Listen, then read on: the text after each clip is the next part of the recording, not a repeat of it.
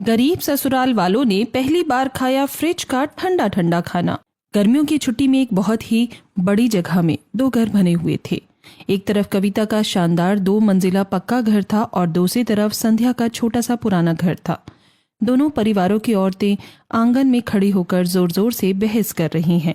तुम लोगों को समझ नहीं आता क्या? अपना ये कबाड़ खाना यहाँ से हटा लो। मेरे घर में बड़े बड़े लोग आते हैं और सामने तुम्हारा ये झोपड़पट्टी जैसा घर देखकर मेरी पूरी रेपुटेशन खराब होती है। दीदी, ये कोई कबाड़ खाना नहीं है, हमारा घर है। और रही बात इसे हटाने की, तो बाबूजी ने ये जगह हमें दी थी। आप कौन होती है हमें यहाँ से हटाने वाली? अरे छोटी मेम साहब, सारी जमीन तो ससुर जी ने मेरे पति के नाम की थी। वो तो तुम लोगों ने रो धो कर आधा हिस्सा हड़प लिया। सुषमा दीदी, अपनी जबान संभालिए। ससुर जी ने सबको बराबर हिस्सा दिया था, वो तो आप लोगों ने बेईमानी करके ज्यादा जमीन और पक्का घर अपने नाम कर लिया और हमें ये टूटा हुआ हिस्सा पकड़ा दिया। अरे चाची जी, पक्का घर बनाने के लिए पैसा लगता है जो आपके पास नहीं है। माँ जी चलिए अंदर, इनसे बहस करने का कोई फायदा नहीं। संध्या अपनी सास रेखा जी को लेकर वहां से चली जाती है। शाम का समय हो गया था। संध्या और रेखा जी साथ बैठकर बातें कर रही थी।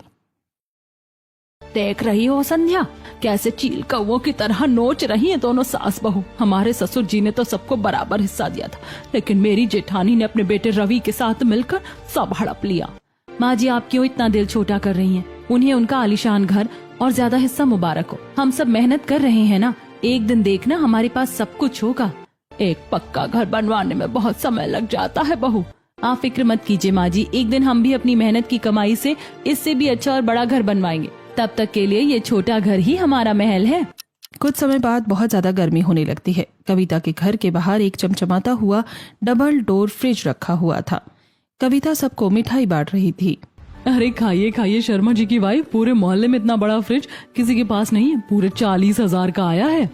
तभी संध्या के दोनों बच्चे अमन और परी वहां आ जाते हैं। ताई जी, हमें भी मिठाई दे दो ना। अरे चलो पीछे हटो, आ गए मुंह उठाकर मुफ्त की मिठाई खाने। ताई जी, अलमारी कितनी अच्छी है। अलमारी नहीं है गंवारो, फ्रिज कहते हैं इसे। फ्रिज तुम गरीबों ने तो कभी सपने में भी नहीं देखा होगा ऐसा फ्रिज। जाओ भागो यहाँ से। अगर तुम्हारे गंदे हाथ मेरे इस फ्रिज पर लग गए ना, तो तुम्हारी माँ से पैसे वसूलूंगी। चलो निकलो। अमन और परी उदास होकर वहां से चले जाते हैं। दोपहर का समय हो जाता है। अमन और परी को बहुत प्यास लगी थी। वो दोनों मटके का पानी पीते हैं। माँ, ये पानी है या चाय? एकदम खौलता हुआ गर्म पानी है। दोपहर में इतना गर्म पानी कौन पीता है? हाँ माँ, मुझे तो एकदम ठंडा ठंडा पानी पीना है। हमारे पास वो बड़ा वाला फ्रिज क्यों नहीं है जो ताई जी के घर आया? हम फ्रिज क्यों नहीं लाते? मेरे बच्चों, वो बहुत महंगा आता है। हम गरीब लोग हैं बेटा। अभी तुम्हारे पापा के पास इतने पैसे नहीं हैं कि हम फ्रिज ला सके। अब जो मटके का पानी है उसी में एडजस्ट करना पड़ेगा। पर माँ, मुझे प्यास लगी और ये पानी नहीं पिया जा रहा है। थोड़ा सब्र कर लो बेटा, मैं पापा से बात करूंगी। जब हमारे पास पैसे इकट्ठे हो जाएंगे ना, तब हम भी एक छोटा सा फ्रिज ले आएंगे, ठीक है? अभी के लिए यही पानी पी लो। अमन और परी आंगन में आकर बैठ जाते हैं। तभी कविता के दोनों बच्चे आरव और आर्यन अपने घर से बाहर आते हैं। उनके हाथों में डिजाइनर कांच की बोतलें थीं जिससे वो पानी पी रहे थे। वाओ आर्यन, पानी कितना चिल्ड है यार, मजा ही आ गया। हाँ भैया, इस भयंकर गर्मी में ठंडे पानी का अपना ही मजा है। मटके का गर्म पानी तो सिर्फ भिखारी पीते हैं। आरव और आर्यन अपने घर के अंदर चले जाते हैं। अमन और परी रोते हुए संध्या के पास पहुंचते हैं। माँ, हमें भी फ्रिज चाहिए, अभी चाहिए। आरव भैया और आर्यन भैया हमें चिढ़ा रहे हैं। उनके पास एकदम बर्फ जैसा पानी है। अमन, मैंने कहा ना, अभी पैसे नहीं है, जिद मत करो बेटा। जब होंगे तब ले आएंगे। जाओ बाहर जाकर खेलो, मुझे काम करने दो। अमन और परी दुखी होकर वहां से चले जाते हैं। अगले दिन अमन और परी कविता के घर जाते हैं। ताई जी, बहुत प्यास लगी, क्या थोड़ा सा ठंडा पानी मिल जाएगा? अच्छा, आ गए भिखारियों की तरह मांगने। चलो कोई बात नहीं, आज मैं तुम्हें अपने इस महंगे फ्रिज का जादू दिखाती हूँ। कविता किचन में जाती है और अपने नए फ्रिज से पानी की बोतल निकालकर अमन और परी को देती है। देखो इसे, तुम लोगों के उस सड़े हुए मटके में कभी ऐसा पानी नहीं मिलेगा। इसे कहते हैं ब्रांडेड चीज का जलवा। 2 मिनट में पानी बर्फ बन जाता है। कविता दोनों को पानी देती है। अमन और परी पीकर वहां से चले जाते हैं। अगले दिन दोपहर का समय था। कविता फ्रिज से आइसक्रीम निकाल रही थी। तभी अमन और परी वहां आ जाते हैं।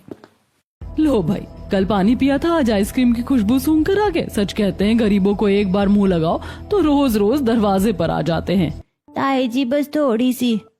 ले लो, खा लो। वैसे भी तुम्हारे नसीब में ये सब कहाँ है। खाओ और याद रखना कि तुम्हारी ताई कितनी अमीर और दयालु है। अमन और परी आइसक्रीम खाकर वहां से चले जाते हैं। दोपहर का समय था। संध्या के घर में 2-3 मेहमान आए हुए थे। संध्या रसोई में परेशान खड़ी थी क्योंकि मटके का पानी खत्म हो गया था और मेहमानों को कुछ ठंडा पिलाना था। मटके का पानी तो एकदम चाय जैसा गर्म हो गया है। मेहमान बैठे, उन्हें क्या पिलाऊं? मम्मी आप टेंशन मत लो, हम अभी ताई जी के यहाँ से ठंडा पानी और बर्फ लेकर आते हैं। अमन और परी कविता के घर जाते हैं। ताई जी हमारे घर मेहमान आए हैं, मम्मी ने कहा है कि थोड़ा ठंडा पानी और थोड़ी सी बर्फ दे दीजिए। फिर आ गए। क्या समझ रखा है तुमने मेरे घर को? कोई चैरिटी या धर्मशाला? फ्रिज मेरा, बिजली का बिल मेरा और ठंडा पानी पूरे मोहल्ले को पिलाऊं? ताई जी प्लीज दे दो, मेहमान बैठे हैं। मेहमान तुम्हारे हैं, मेरे नहीं। औकात नहीं है फ्रिज खरीदने की, और नखरे देखो। भागो यहाँ से। परी और अमन दुखी होकर वापस अपने घर आ जाते हैं। संध्या उन्हें दुखी देखकर सब समझ जाती है और मेहमानों को वही मटके का पानी देती है और फिर वो पानी पीकर वहां से चले जाते हैं। कोई बात नहीं मेरे बच्चों, बुरा मत मानो। आज हमारा वक्त खराब है, पर हमेशा ऐसा नहीं रहेगा। हमारा भी समय आएगा। शाम का समय था। अमन और परी दुखी होकर आंगन में बैठे थे। तभी आरव और आर्यन अपने घर के बाहर आते हैं और अमन परी के सामने खड़े होकर आइसक्रीम खाने लगता है। देख रहे हो आर्यन, ये वाली चॉकलेट आइसक्रीम कितनी ठंडी और मजेदार है। हाँ भैया, ये तो सिर्फ उन्हीं को मिलती है जिनके घर में बड़ा वाला डबल डोर फ्रिज होता है। कुछ लोगों की किस्मत में सिर्फ मटके का गर्म पानी लिखा है। परी चल अंदर चलते हैं। अमन और परी वहां से चले जाते हैं। रात का समय था। पूरा परिवार सूरज, रेखा जी, गोविंद जी और संध्या साथ बैठकर खाना खा रहे थे, लेकिन अमन और परी खाना नहीं खा रहे थे। पापा हमें फ्रिज चाहिए, ताई जी के बच्चे हमें बहुत चिढ़ाते हैं, हमें भी ठंडा पानी पीना है। हाँ पापा हमें फ्रिज चाहिए ही चाहिए, ताई जी कहती है कि हमारी औकात नहीं है, क्या हम कभी फ्रिज नहीं ले पाएंगे? बेटा मैं कोशिश कर रहा हूँ पर अभी पैसे नहीं हैं। चुप हो जाओ बच्चों, कल देखते हैं, कुछ न कुछ रास्ता जरूर निकलेगा। अब खाना खा लो। अगले दिन सुबह संध्या ने 2 मटके लिए, एक छोटा और एक बहुत बड़ा। संध्या छोटे मटके पर मोटा गीला कपड़ा लपेटती है और उसे बड़े मटके के अंदर रखकर चारों तरफ बालू भर देती है। अमन, परी इधर आओ। देखो ये बन गया हमारा देसी फ्रिज। अब इसमें पानी एकदम ठंडा रहेगा। मम्मी ये ठंडा तो है पर वैसा नहीं है जैसे ताई जी के यहाँ मिलता है, इसमें बर्फ तो नहीं जमती ना। हमें तो वही असली फ्रिज चाहिए माँ, जिसमें से धुआं निकलता है और बर्फ जमती है। हमें मटका नहीं चाहिए। कुछ समय बाद दोपहर का समय था। संध्या रसोई साफ कर रही थी। वो देखती है कि कल की बची हुई सब्जी पूरी तरह खराब हो गई है और कोने में रखी हरी सब्जियां भी सूख गई हैं। सब्जियां भी खराब हो रही हैं, बच्चे भी दुखी हो रहे हैं। अब तो फ्रिज लेना ही पड़ेगा। रात को संध्या सबको इकट्ठा करती है। ये मेरी मेहनत की जमा पूंजी है माँ जी, बाबूजी, अब फ्रिज लेना ही होगा। ये ले बहू, ये मेरे कुछ बचाए हुए पैसे हैं। बच्चों की खुशी से बढ़कर कुछ नहीं है मेरे लिए। अरे ये मेरी पेंशन के पैसे हैं बेटा, ये भी रख लो। काफी पैसे हो गए हैं संध्या। बच्चों बस कल परसों की बात है, फिर हमारे घर में भी फ्रिज आ जाएगा। अगले दिन सूरज की बुआ की बेटी ममता कविता के घर आती है। ममता के कपड़े जगह जगह से फटे हुए थे और वो बहुत दुखी थी। भाभी, आपके जीजा जी का काम छूट गया है। घर में खाने को दाना नहीं है, बच्चों की फीस बाकी है, प्लीज कुछ मदद कर दीजिए। ए लड़की, मेरे यहाँ क्या बैंक खुला है जो मैं तुझे पैसे दे दूं? चल भाग यहाँ से और दोबारा यहाँ मत आना। ममता रोती हुई वहां से चली जाती है और संध्या के घर पहुंचती है। उसे वो सब कुछ बताती है। ये लो, इन्हें रख लो और बच्चों की फीस भर दो। और सुनो, इन्हें लौटाने की कोई जरूरत नहीं है। अपनों के काम नहीं आएंगे तो किसके काम आएंगे? तुम तो देवी हो संध्या भाभी, भगवान तुम्हारा भला करे। ममता चली जाती है। अमन और परी ये सब देख रहे थे। मम्मी आपने सारे पैसे दे दिए, अब हमारा फ्रिज कैसे आएगा? बेटा वो बहुत मुसीबत में थी। ठंडा पानी पीना जरूरी है, लेकिन किसी की दुआ लेना उससे भी ज्यादा जरूरी है। भगवान कोई और रास्ता जरूर निकालेगा। 2 दिन बीत जाते हैं। अमन और परी बहुत दुखी थे। एक दिन सूरज बहुत खुश होकर अपने काम से लौटता है। संध्या, माँ बच्चों, खुशखबरी है। मेरे मालिक ने खुश होकर मुझे एक काम का एडवांस पेमेंट दिया है और बाबूजी की रुकी हुई पेंशन भी आज आ गई है। अरे वाह, देखा बहू, मैंने कहा था ना कि भलाई कभी खाली नहीं जाती। पैसा कम है तो हम बहुत बड़ा फ्रिज तो नहीं ले पाएंगे, लेकिन एक छोटा सा फ्रिज जरूर ले लेंगे। चलो तैयार हो जाओ, हम सब फ्रिज लेने चलते हैं। शाम हो जाती है। सूरज बैठकर फोन में सेकंड हैंड फ्रिज सर्च कर रहा था। तभी उसे फोन पर एक अननोन नंबर से कॉल आता है। हेलो। हेलो सर, आपने ऑनलाइन फ्रिज के लिए देखा था ना? मेरे पास एकदम brand new double door fridge है। मुझे शहर से बाहर शिफ्ट होना है तो जल्दी बेचना है। सिर्फ 3,000 रुपए में दे दूंगा। 3,000 रुपए में डबल डोर? अरे वाह भैया, मुझे चाहिए, मैं अभी आकर ले लेता हूँ। हाँ सर, लेने तो बहुत लोग आ रहे हैं। अगर आपको पक्का चाहिए तो आप 2,000 रुपए ऑनलाइन पेमेंट एडवांस दे दीजिए, उसके लिए मैं बुक कर दूंगा। बाकी 1,000 आकर दे देना। हाँ हाँ ठीक है भैया, मैं अभी आपको पेमेंट कर रहा हूँ। आप बस फ्रिज किसी और को मत देना। सूरज अपने फोन से पैसे ट्रांसफर कर देता है। आधे घंटे बाद सूरज उसी नंबर पर बार बार कॉल करता है, लेकिन फोन स्विच ऑफ आ रहा था। अरे लुट गया संध्या, मैं लुट गया। बच्चों के लिए सस्ते फ्रिज के लालच में मैंने अपने बचे खुचे सारे पैसे उस आदमी को बेच दिए। वो फ्रॉड था। क्या? सारे पैसे? हे भगवान, अब क्या होगा? पापा, इसका मतलब हमारे घर फ्रिज नहीं आएगा। ताई जी के बच्चे सही कहते हैं, हम गरीब हैं, हमें कभी ठंडा पानी नहीं मिलेगा। दोनों बच्चे रोने लगते हैं। अगली सुबह संध्या एक बड़ा सा थैला लेकर घर से बाहर आती है, जिसमें उसने घर के बने अचार और पापड़ के पैकेट्स रखे थे। सूरज जी, जो हो गया सो हो गया। रोने से वो फ्रॉड पैसे वापस नहीं करेगा। मैंने फैसला लिया है, मैं अपने हाथों से बने अचार और पापड़ घर घर जाकर बेचूंगी। संध्या, तुम धूप में घर घर जाओगी? जाना पड़ेगा सूरज जी। कल मेरे बच्चों के आंसू मुझसे देखे नहीं गए। कविता दीदी के बच्चे रोज उनका मजाक उड़ाते हैं। मैं अपने बच्चों को और दुखी नहीं देख सकती। तुम सही कह रही हो संध्या, मैं भी आज से सेठ जी के यहाँ डबल काम करूंगा। चाहे जो हो जाए, इस बार फ्रिज लेकर ही आएंगे। कुछ दिन बाद संध्या और सूरज ने थोड़े बहुत पैसे इकट्ठा कर लिए। दोनों एक बड़े शोरूम में फ्रिज खरीदने जाते हैं। भैया, वो जो छोटा वाला फ्रिज है, क्या वो किश्तों पर मिल जाएगा? हम हर महीने पैसे दे देंगे। किश्तों पर? उसके लिए क्रेडिट कार्ड, सैलरी स्लिप और अच्छा सिबिल होना चाहिए। ये सब है तुम्हारे पास? जी वो सब तो नहीं है। तो भैया यहाँ टाइम पास करने क्यों आ गए? EMI पर चीजें लेने के लिए बैकग्राउंड होना चाहिए। ये फ्रिज है, कोई मटका नहीं है जो 100 रुपए में जाओ और ले आओ। जाओ यहाँ से, फालतू में AC की हवा खा रहे हो। संध्या और सूरज दुखी होकर वहां से चले जाते हैं। कुछ दिन और बीत जाते हैं। सूरज खुश होकर अपने घर लौटता है। संध्या, माँ सेठ जी को एक शादी के लिए बहुत बड़ा लड्डू और बर्फी का ऑर्डर मिला है। उन्होंने कहा है अगर 2 दिन में पूरा कर दिया तो मुझे बहुत बड़ा बोनस मिलेगा। सच? तो फिर देर किस बात की, हम सब मिलकर काम करेंगे। 2 दिन बाद पूरा परिवार मेहनत करके ऑर्डर तैयार करता है। रात का समय हो जाता है। सूरज ऑर्डर को दे आया था, वो पैसे गिन रहा था। लो संध्या, हमारी मेहनत रंग लाई।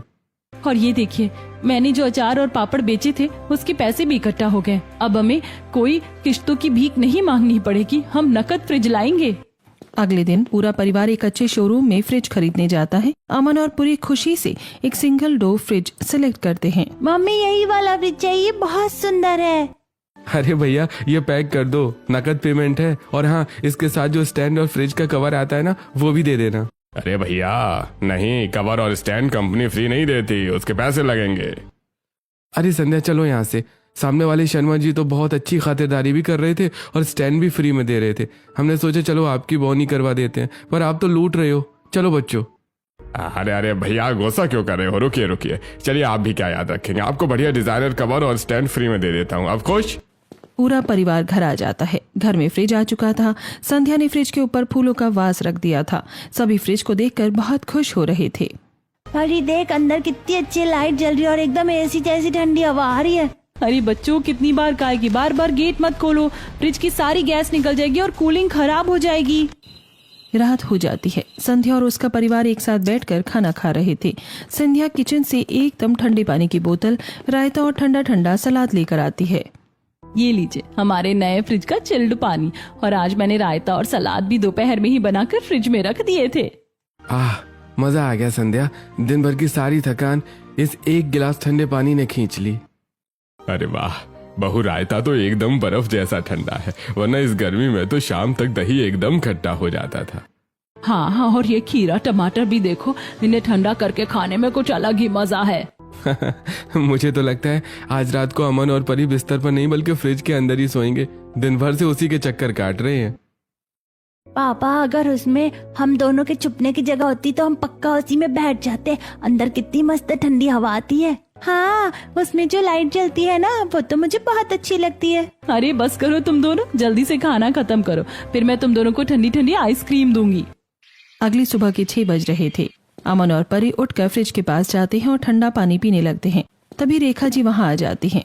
अरे ये क्या कर रहे हो तुम दोनों, सुबह सुबह खाली पेट फ्रिज का इतना ठंडा पानी पी रहे हो, गला बैठ जाएगा तुम दोनों का। दादी आप तो बस हर बात पे टेंशन लेती हो, कुछ गला नहीं बैठेगा, इतना मस्त ठंडा ठंडा पानी है। हाँ दादी, ताई जी के बच्चे तो रोज पीते, उनका गला तो कभी नहीं बैठता। ताई जी के बच्चों की नकल मत करो, उन्हें तो बीमार पड़ने का शौक है। चलो जाओ, जाकर ब्रश करो। सुबह सुबह फ्रिज का पानी सेहत के लिए एकदम जहर होता है। चलो भागो यहाँ से। अमन और परी वहां से चले जाते हैं। दोपहर हो जाती है। अमन और परी खिड़की से बाहर देख रहे थे। बाहर आरव और आर्यन मजे से आइसक्रीम खा रहे थे। संध्या ये सब देख लेती है। कुछ समय बीत जाता है, रात हो जाती है। सबने खाना खा लिया था। तभी संध्या किचन से कटोरियां लेकर आती है। लो बच्चों, आंखें बंद करो और ये टेस्ट करके बताओ क्या है। वाह मम्मी, ये तो कस्टर्ड है और इसमें तो बहुत सारा काजू बादाम भी है। मम्मी आपको कैसे पता था कि हमें कुछ ठंडा खाना है? ये तो ताई जी के घर वाली आइसक्रीम से भी 100 गुना ज्यादा टेस्टी है। माँ हूँ मैं तुम्हारी, मुझे सब पता चल जाता है। मैंने दोपहर में ही कस्टर्ड बनाकर फ्रिज में रख दिया था। लो तुम दोनों थोड़ी ज्यादा खाओ। अरे मान गए संध्या तुम्हारे हाथों के जादू को। सच में मार्केट वाली कुल्फीज के सामने कुछ भी नहीं है। मजा आ गया। कुछ समय बीत जाता है। दोपहर के समय में बहुत ज्यादा गर्मी हो रही थी। सभी लोग बहुत परेशान बैठे थे। घर के पंखे भी काम नहीं कर रहे थे। तभी संध्या किचन से एक बड़ा जग और गिलास लेकर आती है। बाबूजी, सूरज जी, ये लीजिए ठंडी ठंडी दही वाली लस्सी। मैंने फ्रिज में कल का थोड़ा बचा हुआ दही रखा था और उसी में ठंडा पानी, शक्कर और बर्फ के टुकड़े डालकर बढ़िया मीठी लस्सी बना दी है। पीकर देखिए। ओहो संध्या, तुमने तो आज जान बचा ली। पेट में जाते ही एकदम ऐसा लगा जैसे किसी ने बर्फ की सिल्ली रख दी हो। अरे वाह बहू वाह। गर्मी सारी छूमंतर हो गई। अगले दिन संध्या घर का बचा हुआ खाना और हरी सब्जियां फ्रिज में रख रही थी। पता है माँ जी, जब से ये फ्रिज आया है ना, घर का आधा खर्चा बच गया है। पहले तो रात की सब्जी सुबह तक सड़ जाती थी, फेंकनी पड़ती थी। अब तो 2-2 दिन तक पालक और धनिया एकदम फ्रेश रहता है। हाँ बहू तो बिल्कुल सही कह रही है। सच कहूँ तो माँ जी, दोनों बच्चों की जिद भी एक तरह से अच्छी ही थी। उनके चक्कर में घर में फ्रिज आ गया और इससे सबसे ज्यादा तो हमारा ही फायदा हो रहा है। हाँ बहू।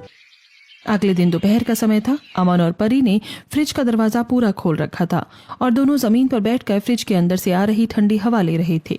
तभी रेखा जी वहां आ जाती हैं। अरे सत्यानाश कर दिया, क्या कर रहे हो तुम दोनों? पूरा दरवाजा खोलकर क्यों रखा है? बंद करो इसे जल्दी। अरे दादी रुको ना, बहुत गर्मी लग रही है बाहर। फ्रिज खोलकर बैठो तो एकदम एसी वाली फीलिंग आती है। आप भी आ जाओ, बहुत ठंडी हवा है। एसी की फीलिंग के बच्चे, पता भी है कि फ्रिज खराब हो जाएगा। इसकी सारी गैस निकल गई ना तो डब्बा बन जाएगा ये फ्रिज। अरे दादी, आप तो हर बार बस टोकती रहती हैं। इतनी सी हवा खाने से कौन सी गैस निकल जाएगी? कुछ खराब नहीं होता ऐसे। तुम दोनों आजकल बहुत मस्ती करने लगे हो। अगर फ्रिज खराब हुआ ना तो तुम्हारे पापा तुम्हारी अच्छी खासी क्लास लगाएंगे। चलो हटो यहाँ से, जाओ बाहर जाकर खेलो। अमन और परी थोड़ा दुखी होकर वहां से चले जाते हैं। शाम का समय हो जाता है। सूरज फ्रिज में पानी की बोतल ढूंढ रहा था, लेकिन सभी बोतल खाली थी। संध्या किचन में खाना बना रही थी। संध्या ये क्या है? फ्रिज तो हम ले आए, पर इसमें एक भी बोतल पानी की भरी हुई नहीं है। तो भरकर रख दीजिए ना, पानी तो घर में सब पीते हैं। क्या बोतलें भरने की ड्यूटी सिर्फ मेरी है? घर के इतने सारे काम होते हैं, मैं अकेली क्या क्या करूं? अरे तो मैंने कौन सा बड़ा काम बोल दिया? कम से कम मेरे आने से पहले 2 बोतल तो भरकर रख सकती हो ना।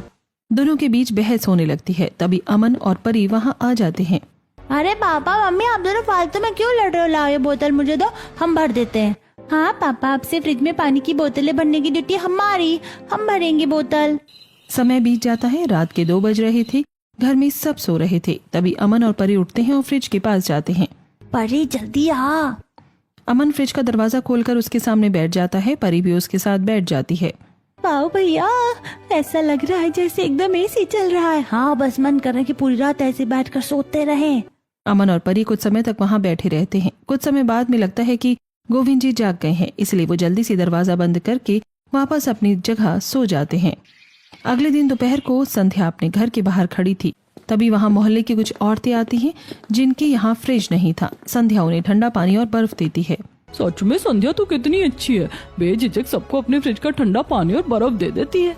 अरे एक तेरी जेठानी है, कविता इतना बड़ा फ्रिज रखा है, पर मजाल है जो मोहल्ले के किसी इंसान को एक बर्फ का टुकड़ा भी दे दे। कहती मेरे फ्रिज की गैस खत्म हो जाएगी। अरे आंटी जी, पानी पिलाने से कोई गरीब नहीं हो जाता। आप लोगों को जब भी ठंडा पानी चाहिए वो बेझिझक आ जाना। सभी पड़ोसनी बर्फ और पानी लेकर वहाँ से चली जाती हैं। कुछ समय बीत जाता है। संध्या अपने घर के बाहर कपड़े सुखा रही थी। तभी कविता भी अपने घर से बाहर आ जाती है और संध्या को उल्टा सीधा सुनाने लगती है। देख रहे हो, आजकल के लोगों को एक छोटा सा डब्बा फ्रिज क्या ले आए, खुद को मदर टेरेसा समझ रहे हैं। पूरे मोहल्ले में पानी बांटकर मेरी बुराई कर रहे हैं। जानबूझकर अच्छी बनने का ड्रामा कर रही है ताकि लोग मेरी बुराई करें। संध्या ये सब सुन रही थी लेकिन वो कुछ बोलती नहीं है। जलने दो इन्हें, मुझे इनकी बातों से कोई फर्क नहीं पड़ता। संध्या कविता को इग्नोर करके अंदर चली जाती है। कुछ दिनों बाद शाम का समय था। संध्या का पूरा परिवार एक शादी से लौटकर घर आता है। सूरज देखता है कि घर का दरवाजा खुला हुआ है। अरे दरवाजा कैसे खुला है? हम तो ताला लगा कर गए थे। सब जल्दी से अंदर आते हैं। वो देखते हैं कि एक लड़का जिसके कपड़े एकदम फटे पुराने हैं फ्रिज खोलकर उसमें से ठंडी खीर निकाल कर खा रहा था और पानी पी रहा था। ये लड़के कौन है तू? दादी मुझे मत मारना, मैं चोर नहीं हूँ। मेरा इस दुनिया में कोई नहीं है। मैं इधर उधर भीख मांग कर अपना पेट भरता हूँ। मैंने कई दिनों से सबको इस डब्बे से ठंडा पानी और ठंडी चीजें निकाल कर खाते हुए देखा था। गर्मी बहुत थी इसलिए मैं चुपके से आ गया, मुझे माफ कर दो। कोई बात नहीं बेटा, मत रो। तूने सिर्फ खीर ही तो खाई है। लेकिन बेटा, ऐसे किसी के घर में बिना पूछे घुसना चोरी होती है और चोरी करना गंदी बात है ना? जी आंटी। आज के बाद जब भी तुझे भूख लगे या ठंडा पानी चाहिए हो तो तू सीधे मेरे पास आना। मैं तुझे कभी मना नहीं करूंगी, पर कभी ऐसे चोरी मत करना। प्रॉमिस? Promise aunty.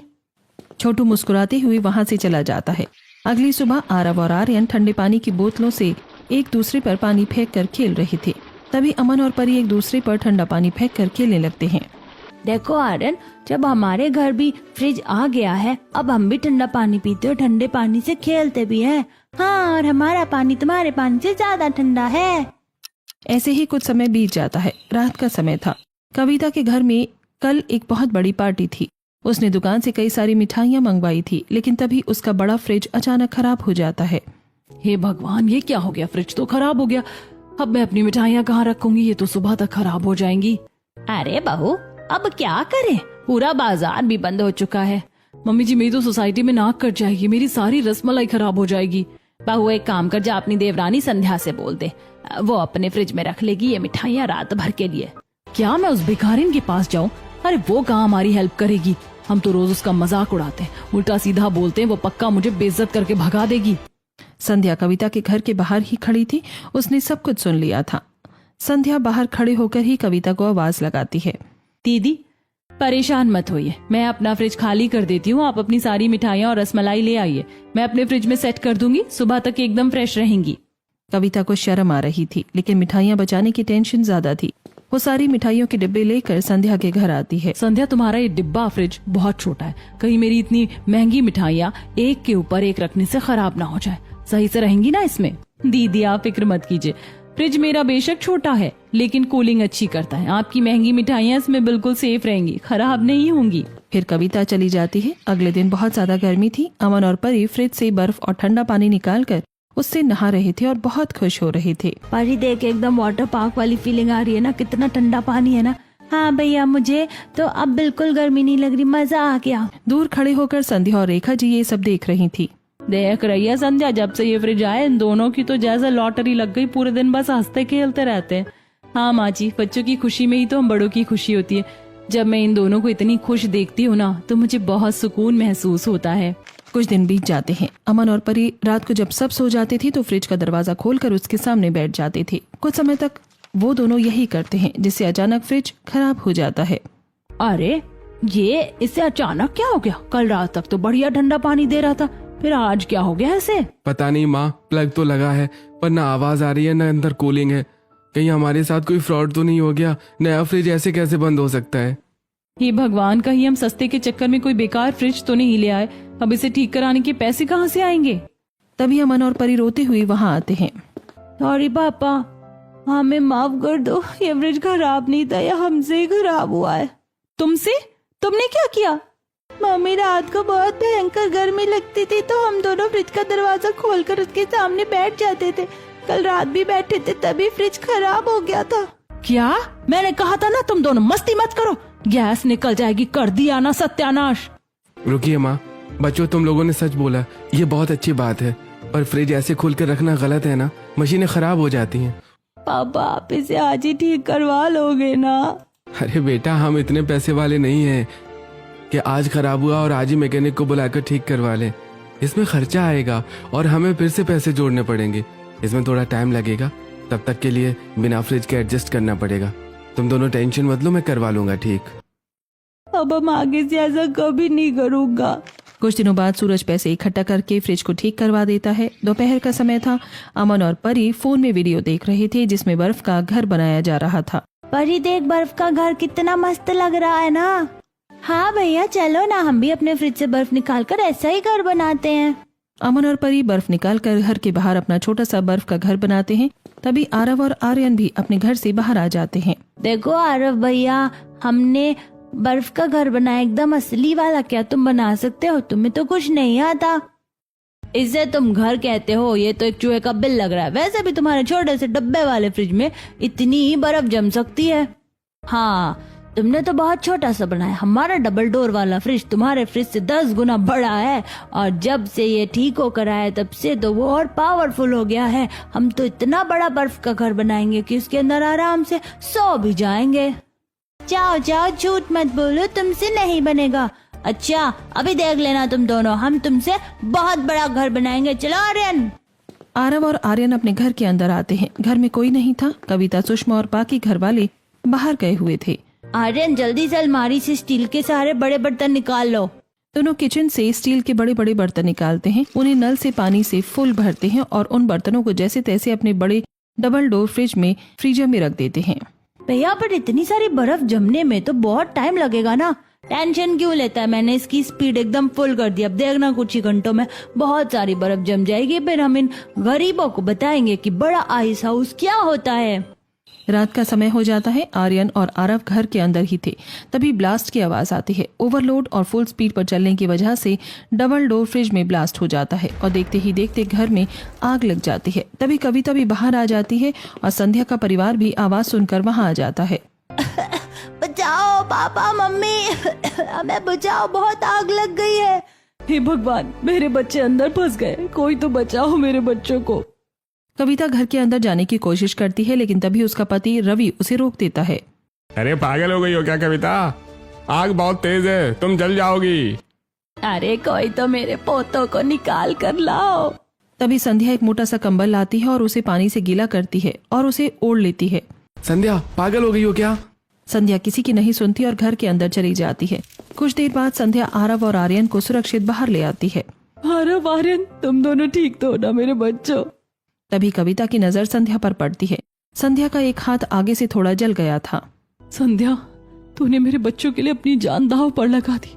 मैं तो हमेशा तुझे उल्टा सीधा ही बोलती थी, तेरा और तेरे छोटे घर का मजाक उड़ाती थी, और आज तूने ही मेरे बच्चों की जान बचाई है। तू सच में बहुत अच्छी है संध्या। सभी जल्दी से मिलकर आग बुझा देते हैं और जल्दी ही आग बुझ जाती है। मुझे माफ कर दे संध्या, मुझे माफ कर दे मेरी छोटी बहन। अरे दीदी, आप क्या कर रही हैं? आप बड़ी हैं और घर के बच्चे तो सबके बच्चे होते हैं ना। बस अब रोना बंद कीजिए, जो हुआ सो हुआ। रेखा मेरी देवरानी, मुझे माफ कर दे। इस जमीन और थोड़े से पैसे के लालच में मैं ये भूल गई थी कि मुसीबत में अपना परिवार ही काम आता है। इस तरह से पूरा परिवार एक हो जाता है। अगले दिन दोपहर को संध्या की फैमिली कविता के घर के हॉल में बैठी हुई थी। संध्या, आप तुम लोग किसी बात की फिक्र मत करना, मैंने रवि से कह दिया है और उसने अपने ऑफिस में सूरज और बाबूजी दोनों की पक्की नौकरी लगवा दी है। सच में? हाँ मेरे भाई, अब हम दोनों भाई मिलकर अच्छे पैसे कमाएंगे। अब हम कोई अलग अलग परिवार नहीं है, हम सब एक ही फैमिली हैं। दीदी, अगर ऐसा है तो देखना, अब हम भी बहुत जल्दी अपने उस टूटे फूटे घर की जगह एक बढ़िया सा नया घर बनवा लेंगे।